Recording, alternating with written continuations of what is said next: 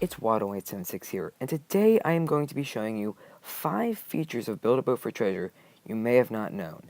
Now, these may blur the lines between feature and ability in the game, but I like to call them features because you can do them and they're pretty neat. Some of them may be considered like unfixed glitches, not really glitches, but like little unfixed things, but I still find them neat. If you're wondering why is this upload so late, well, if you'll see in the front screen in front of me, I've been doing a Super Mario Maker course, and I've been working hard on it. Now, this won't be my hardest Mario Maker course because my hardest one is still hard to complete. So, yeah. Now back to Build a Boat for Treasure. Let's get into these 5 features you may or may not have known. And the first one is the Quests tab, and I'll be going to my alternate account. See you there. And for our next feature, we have a block so you can't do the quests in a game mode where you only have 0 wins. So say you have 0 wins, you will not be able to access the quests menu, as you can see right here. Now, say I were to win, so I'm going to put in the newest code, explosive. And I'm going to get some TNT and stuff to make it to the end. Now let's hope I can actually do it. I have no magnets, so that's what I would use originally, but I guess I can't use that. So here's the materials I have to work with. I will see you if I make it to the end. Okay, I had myself join the game because I knew this was going to be really hard. So, myself, Waddle1876, my main account, is going to take over and bring me to the end. And it crashed. Because my iPad has very bad connection, so it will crash many times. 9 times out of 10 it will crash. So let's hope it could do it now.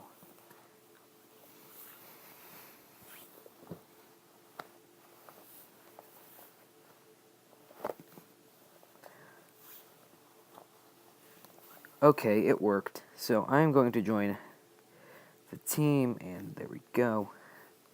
Now I'm going to load my boat, in which I can get to the end for. So let's see. What is that? Yeah, it's the magnet, because the magnet is the fastest one. So I'm going to place a seat on there. I'm actually getting kind of confused to where I'm looking at. So I just need to get myself a seat. And it's going to be placed right here. And I have to hop on this. And here we go. I'll meet you at the end.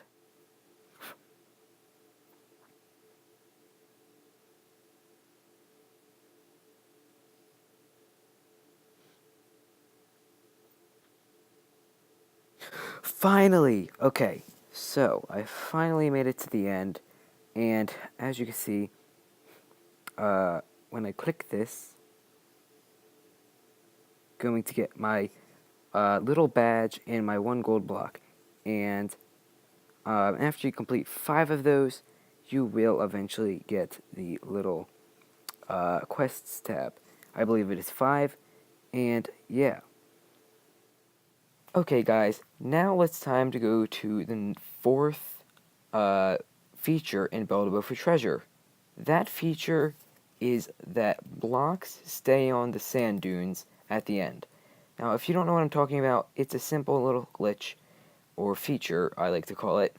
I'm going to say that a lot.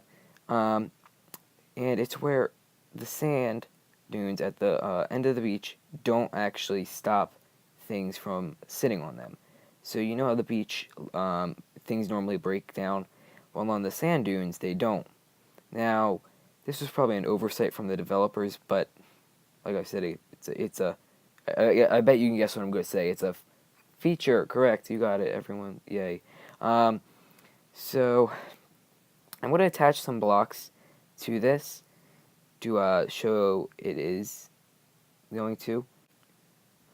Okay, so we have our 2 things of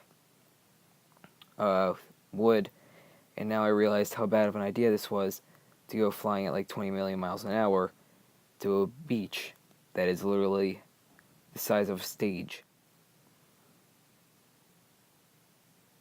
Oh no! Okay, well, another feature is that these little doors don't break on the sand.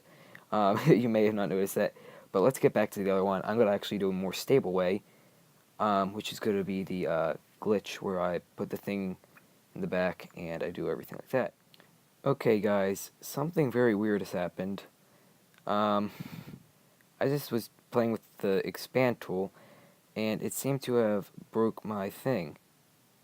So it's just going to stay right there and not follow me. So I guess that's a glitch. I mean, that's a genuine glitch, not um, a feature. So yeah, or I could just do that. So you can see that it does not break on the sand. Now I'm going to try to get it to that one. Now it may be very hard to, but if I could just land my vehicle on there, it will be a proof of concept. So yeah, I could land my thing here, and let's see if I can. Okay, it's gonna fall down. Oh wait, no, it's staying there. Okay, so to prove that this sand is sand, you'll see that it breaks, and that does not. So yeah, those are the glitches with that's the feature that I found kind of cool. Oh look, a little letter on the back of it. So yeah, it's time to go to the next feature. Okay, this feature may not be surprising, and it's kind of boring, and it's probably the most well-known one, but it's the feature that I find also very cool, is you can place blocks on these sidewalls. So I know a lot of you are going to the comment section, Watto, that is so basic, I can't believe you put that in here. I'm just saying that because a lot of people may not know. It's something I didn't know far into when I was playing Build Boat. So you can actually place it around 4 blocks. Yeah, 4 blocks in, and it will still work, because that's where the build area goes to. Goes around here. And I just found that really neat. You can use this to your advantage in boss fights and other things in the matter. Now, with that out of the way, you guys can stop groaning that this was the most basic glitch ever. And with number 2, you'll see a better one. And it's 4 on each side. Next feature, although not well known, it is a really helpful feature, and some people use it, like myself, a lot. When I open my inventory, you'll actually see it in action. So you see that my inventory is larger than normal. Now that is to the help of this little arrow thingy. Now it expands your inventory. It also makes it very small. This is smaller than any other inventory you can have. It's not that helpful of a feature if you turn it down to this small. And it kind of glitches out, like as you can see, the arrow is inside, because it's not meant to do that. Some other things on the computer that the phone does not have is the scroll bar and the other option for the ability to check before you place the block. So I find this really neat and pretty helpful that it actually has this feature.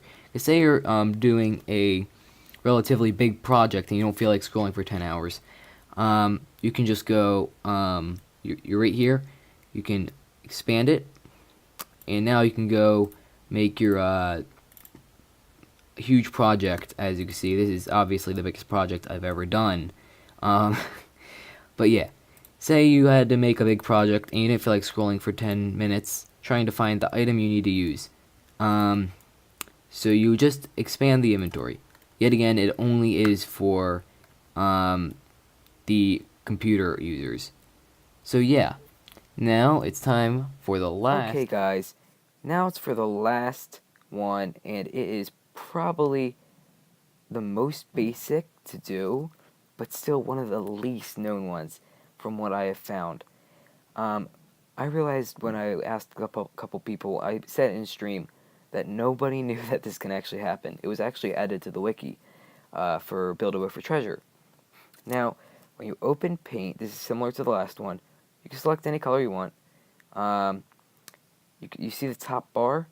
Yeah, you get to click that, and now for mobile users and computer users. They can click that, and you can move around with that bar done. And you can still color things. Like, watch, I take this, and I can still color. I just need to reopen it, change color, put it back. This is extremely useful when making huge builds like I sometimes do.